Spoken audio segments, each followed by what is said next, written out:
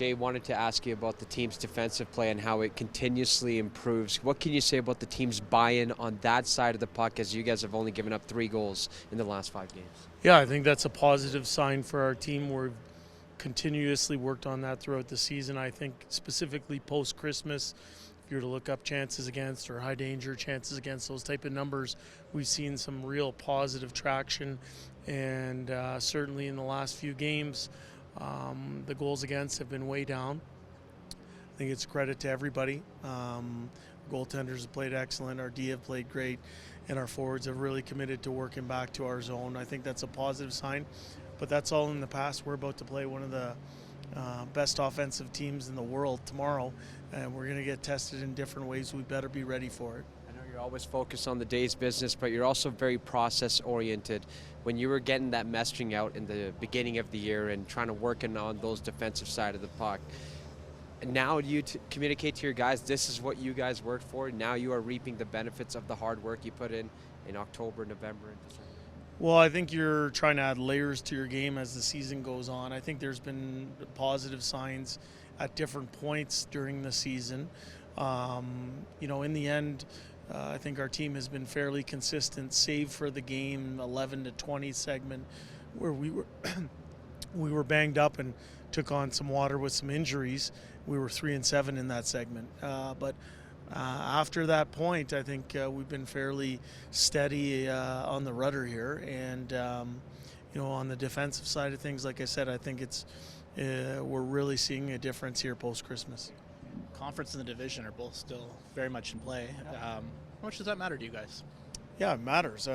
We want to finish as high as we possibly can in the standings, and tomorrow we have a good team that also is looking to do the very same thing. So it should be a good game between two teams that know each other well and that will be rested, and it should be a good game. I just spoke with Derek Ryan. He said you don't want to try to handpick an opponent and stuff. The conference is pretty deep. So in that respect, you can kind of beat everyone and can kind of handle everyone. You feel like you know what you're up against, even if you don't. Yeah, I think we have a humble group, so we understand how good the National Hockey League is. The bottom line is next week, starting on Monday, the playoffs begin. The league narrows from 32 teams to 16. So no matter where you are in the conference seeding, you're going to draw a really good team.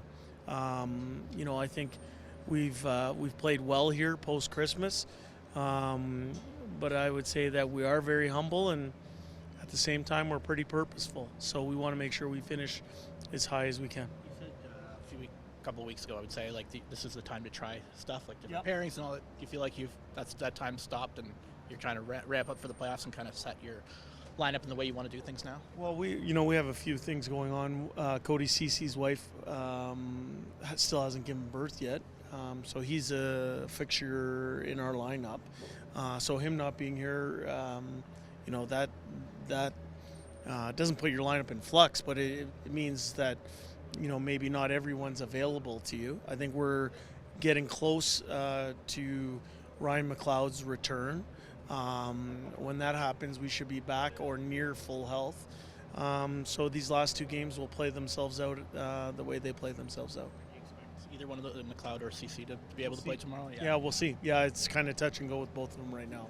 DNB mentioned Derek Ryan. He was nominated as the Masterson nominee for the Edmonton Oilers. Can you talk about his perseverance and how special of a journey it has been for him here in the NHL? Yeah, what a story. Somebody I have a lot of personal and professional respect for. Somebody who gives the team every ounce of effort that he has in his body. Underrated leader. Quiet, goes about his business, sets a great example for younger players. We're fortunate that he's on our team, and we're happy that he's our nomination for the Masterton, which is such a phenomenal award that the NHL gives out every year.